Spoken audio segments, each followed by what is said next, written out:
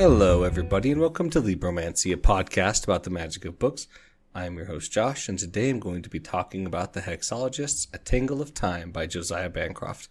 So let's tangle the magic of books. You guys, Josiah Bancroft has done it again. I'm not sure if I can say it's even better, but it's just as good, if not better, than the first one. This was an amazingly fun book. It's very unique and exciting. Of course, his character work is amazing. His writing is spectacular. Josiah Bancroft puts you can tell how much effort he puts into writing his books, because when you get them and you read them, the sentences flow. They appear flowery, but as you read them, they're not flowery. And so what that means is that your sentences flow smoothly and quickly while being incredibly evocative and beautiful and praiseworthy. Of course they are. The plot of this book was unique and good. It was an interesting time travel, as you can tell from the title, Tangle of Time, time travel kind of situation. There's so much uniqueness in this book that there's even things that I thought, well, we're going to talk about it, but I was like, that's normal? I think the way he was able to write it out, where the characters were reacting to things as if they were completely normal, threw me for a loop, because he did it so well, and he called attention to it to, kind of tell you about it, to foreshadow it really well. And so I was like, oh, this was so good. You guys, Josiah Bancroft knows how to write the Hexologists. I'm so excited for the next one whenever it comes out. Again, beautiful writing, the beautiful atmosphere. His characters are amazing. My enjoyment was off the charts. So let's just get into some spoilers about the Hexologist Tangle of Time. Of course, we have our main characters, Isolde and Warren, and we have the dragon Felavox. They are all good. This book, interestingly, starts off with a play, and because it's a Tangle in Time, you see this play like 3 times. It's kind of funny, like just how often, like the fact that we get it multiple times and the different reactions each time to it. So first, they are at this play. They want to go see somebody, or Isolde wants to go see somebody because they requested help, and Isolde's like, well, you can do it. Here's how some things. But then she went to check. Turns out this person's been murdered. There's been, fights, and then it sounds like a bomb goes off, but it's not. It's a time bomb, and it reverts right back to the beginning of the play when they're going to the play. And I was like, wait a minute.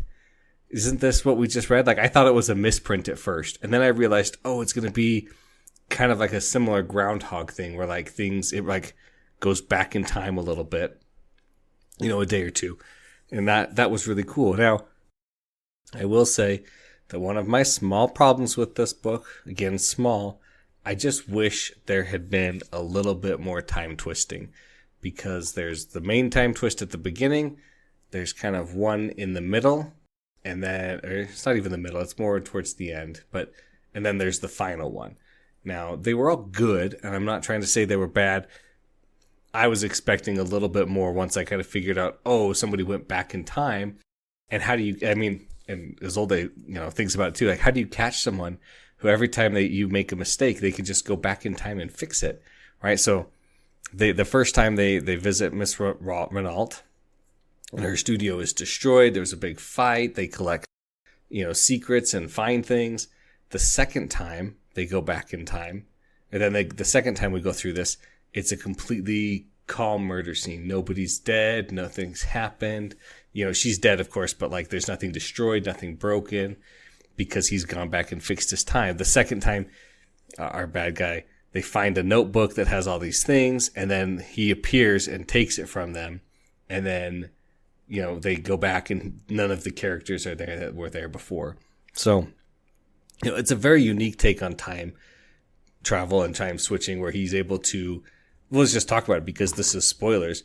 Sir Hayden, who is our bad guy introduced in this book, but it seems like he had a lot more backstory with them in previous adventures, which is good. I love the way these are, self-contained adventures, but they hint at so much more of this open world that they have. He has created basically a 3D super hex where he is able to, cross through time and reach this tangle, which is kind of like all the supernatural forces, like the way they interact with the world, like mixing and mashing and we call it a tangle because to our eyes it's a tangle, but creatures are more sensitive to it, call it something else, and it's more to them, right? And so he's able to go through time and solve these and fix these broken things. So good. I was a little sad though that we don't get a lot of Felivox in this book, because when the time bomb happens, that portal is, which we learn is a dead universe. Excuse me? The bag of holding they've basically been carrying around is a dead universe that her father found and crafted into this. What? How? Yes, I want. Please give me more.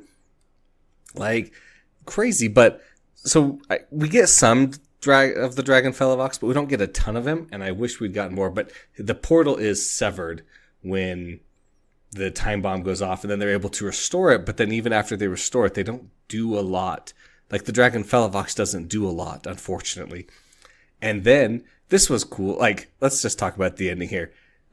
Sir Elliot Hayden is going back in time to stop himself from opening the door for Isolde and Warren, so that will kill them.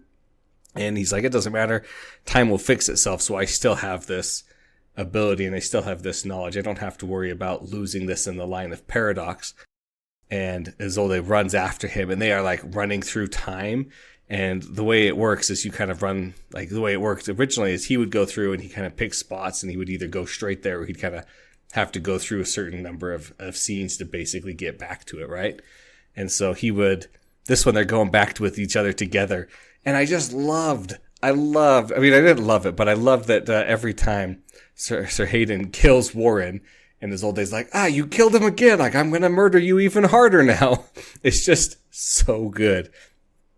And then, the whole time she's every time she travels in time, she's like, Warren, he's a bad guy, get him. Warren, no hesitation, changes his attitude completely. And because he loves and trusts Isolde so much, and he knows. Just beautiful and amazing.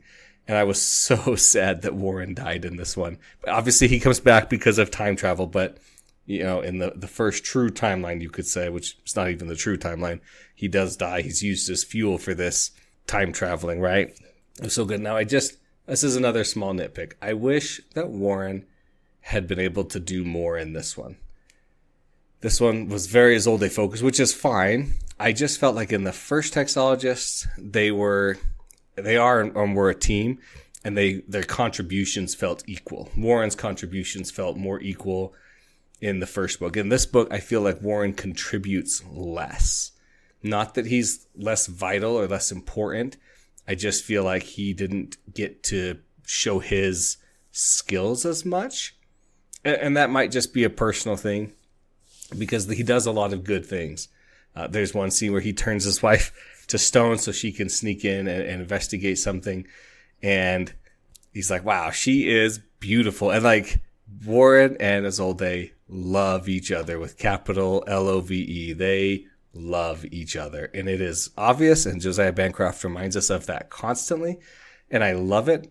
I enjoy characters who are married or couples who are maybe not married yet, but whatever, who love each other and are not afraid to show it. And it's like the dream relationship where they love each other and trust each other so much, and it just comes through in their actions towards each other and the way they interact. So it was great. Now let's talk about these paradoxes that happen. So after the first chapter where the first time break happens, they start talking about the moon and how the moon is split in two. And I was like, is the moon split in two? Is it really? I guess it was. I never thought about it. But yeah, sure, it's split in two. I just took it as a totally normal thing, because he called attention to it so that if you were really paying attention, you would notice. But at the same time, he called attention to it in such a way that it would just slip past you and you wouldn't think about it too hard. Beautifully done. And then the second time the time jumps, there's these carnivorous birds. All the birds are carnivores and attack people and eat people and have they are metal, have metal teeth or whatever. And I'm like, whoa, okay. I caught that one. I was like, this is different. What's going on? I'm like, oh my gosh, it's a time paradox. Every time he goes back in time, something changes. It's so good.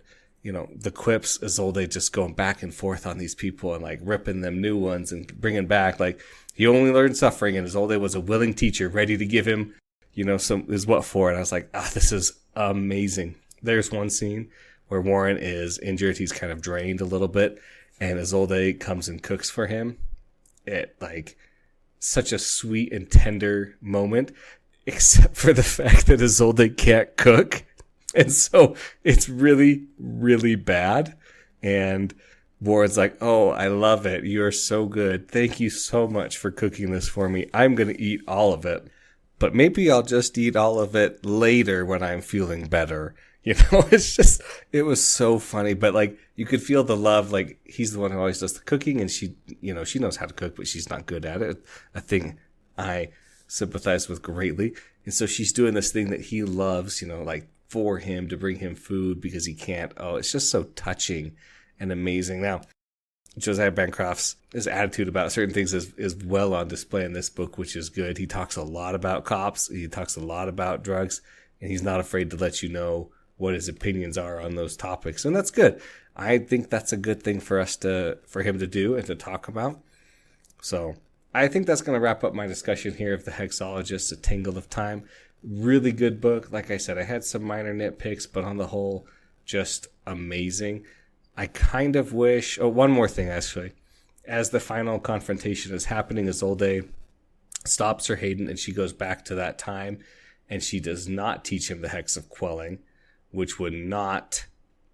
she doesn't actually... It's a weird thing. She doesn't actually go back in time to do the thing, so it doesn't affect the timeline. She just kind of influences herself a little bit through it.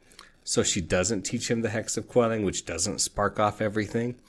And then he kind of dies. But I liked it, but I didn't like it because I felt like all of the knowledge of hexes or of hexology was lost, because he made big advances and she learned a ton, and she doesn't know anything about the Tangle anymore. She doesn't know a lot of things. She loses. I get that it has to happen to keep this the same as, book one, so they can be interdependent books where they have the same characters but different adventures, and that way you don't have to reset because they're always at the same level. I just didn't like that part as much. Oh, and I forgot, we learned about her father. Oh my gosh, it was amazing that her mother was Mr. Snag, who kept sending him off on adventures, and both parents were in on it because the dad just did not, he struggled with a home life, and they loved each other. And so the mom created this persona and sent him off on adventures.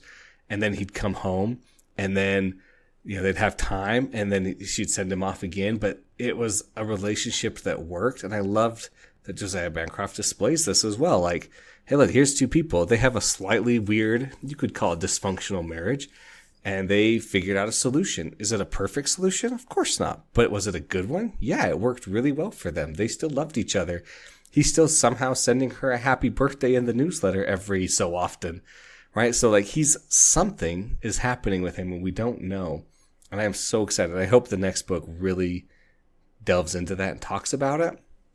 Again, I don't know, with the nature of these books being kind of independent. They are so far chronological, but... We'll see. I hope so. I really hope we get to see what happens to Mr. Snag, and they're going to find him and rescue her dad and figure something out. Just amazing. Again, Josiah Bancroft writes books, and he writes books well.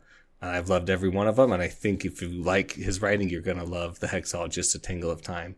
And that's going to wrap up my discussion. So thanks for listening, everybody. Thanks to David Hillowitz for the intro and outro music. If you have any questions or comments, please send those to libromancypod@gmail.com. You can also send me recommendations of books you want me to read and talk about. Please like and subscribe wherever you get your podcast from. And remember to tangle the magic of books.